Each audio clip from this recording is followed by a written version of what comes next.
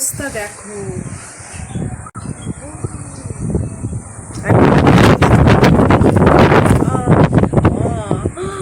দেখো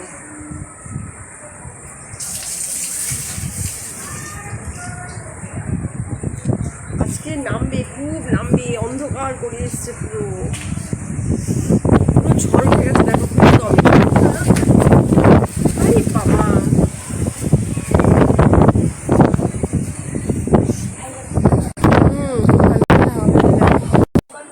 hello friends, good evening. কেমন আছো তোমরা সবাই? আশা করি তোমরা সবাই খুব ভালো আছো।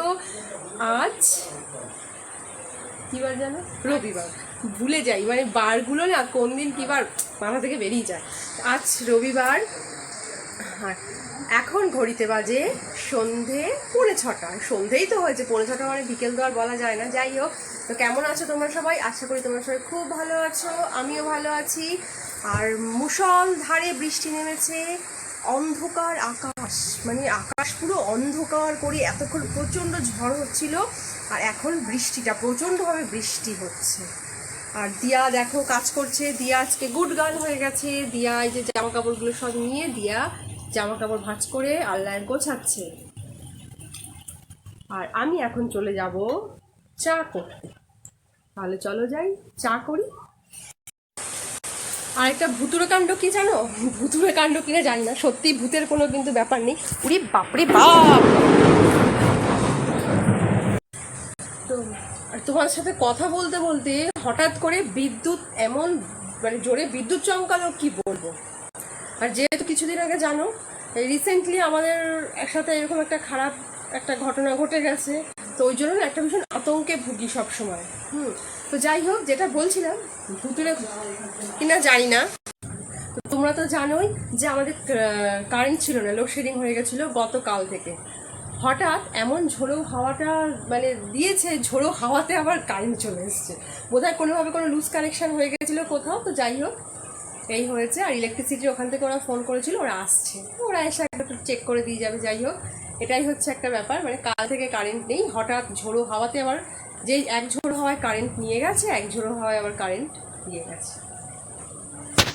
আর এখন রান্নাঘরে এখন চা হবে না, কফি হবে, কফি। এই ঘরের লাইটটা তো গ্যাস তোমরা তো জানো, সে বাজ পড়ে সব লাইট ফাইন ক্ষতি হয়ে গেছিলো। তো এই ঘরের এই আপাতত এটা ঘরে ছিল, এটাকে লাগানো হয়েছে। এটা আমার কিছুদিন পর চেঞ্জ করা হবে। কতগুলো আর একসাথে কি আর এতগুলো চেঞ্জ করা সম্ভব হয় বলো? যাই হোক, তাহলে এবার এখন চলে যাই রান্নাঘরে। এখন বলছি সবাই চা খাবে না কফি খাবে, করে নি।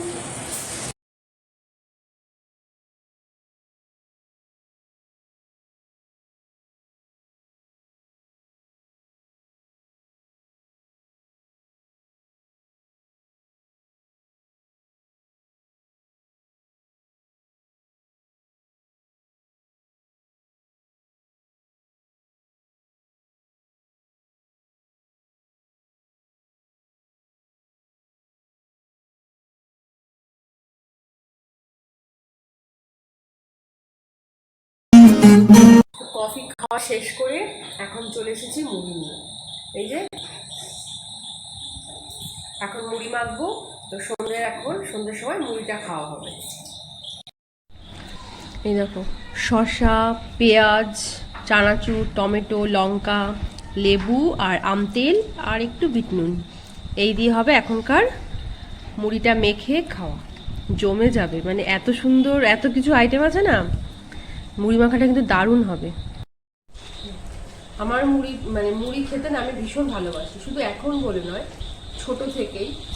আর আমার মানে কি বলবো, যদি কেউ তেল আর মানে সর্ষের তেল আর চানাচুর দিয়ে মুড়ি মেখে দেয় তাও ঠিক আছে, কিন্তু বেশি ভালো লাগে পেঁয়াজ, শসা, এগুলো সব দিয়ে মুড়ি মাখাটা খেতে। আর শীতের দিনে তো ধনে পাতাও দারুণ।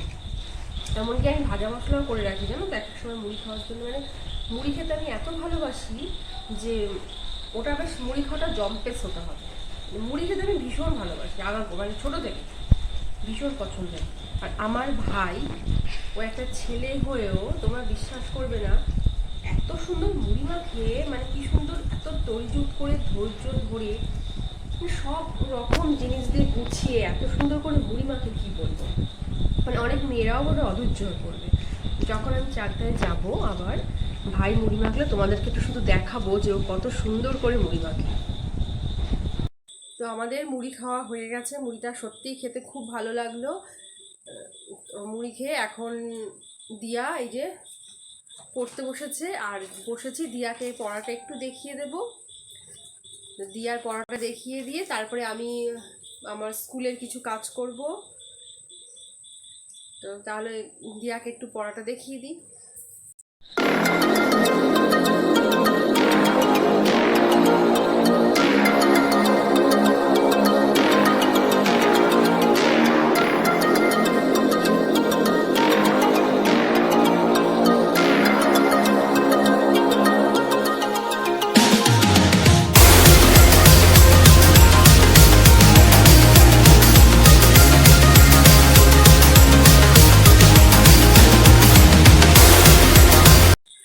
অনেক রাত হয়ে গেছে, এখন প্রায় রাত 10টা বাজে।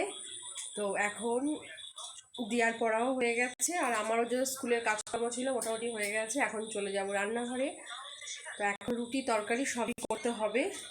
এক একদিন তরকারিটা করা থাকে, রুটি করলেই হয়ে যায়, কিন্তু আজকে কিছুই করা নেই, দুটোই করতে হবে। তো তাহলে এবার যাই, করে নিই। আর সেই সন্ধ্যে থেকে না খুব বৃষ্টি পড়ছে, খুব। আজকে তোমাদের তো বলেছিলাম যে ভেবেছিলাম দিদাকে আজকে একটু দেখতে যাব, কিন্তু আর দেখতে যেতে পারলাম না, কারণ সেই দুপুর থেকে আকাশ অন্ধকার করে এসছে। তারপরে সেই যে বৃষ্টি, মুষলধারে বৃষ্টি শুরু হয়েছে সেই থেকে, ওই জন্য আর যাইনি। কেননা যাবো এতটা রাস্তা, আবার আসার সময় প্রবলেম হয়ে যাবে, আর আজকে থাকতে পারবো না তো গিয়ে, না। কারণ কালকে সোমবার, পড়ানো আছে, স্কুলের কাজ আছে। সোমবার থেকে তো আবার যথারীতি রুটিনে, মানে একটা রুটিনের মধ্যে দিয়ে সোম থেকে শুক্র পুরো চলতে হয় আমাকে। তো ওই জন্য আর যাইনি। অন্য দিন হলে থেকে যেতাম, রাত্রেবেলাতে কোনো ব্যাপার ছিল না, কিন্তু কাল সোমবার, মানে যে করেই হোক আমাকে রাত্রে বাড়ি ফিরতেই হতো। আর এই বৃষ্টির মধ্যে দিয়াকে নিয়ে তিনজনে মিলে বাড়ি ফেরাটা একটু প্রবলেম হয়ে যেত। তারপরে ফোন করেছিলাম, তো দিদার সাথে কথা হয়েছে, দিদাও বারণ করলো যে বৃষ্টির মধ্যে আসিস না, শরীর খারাপ করবে।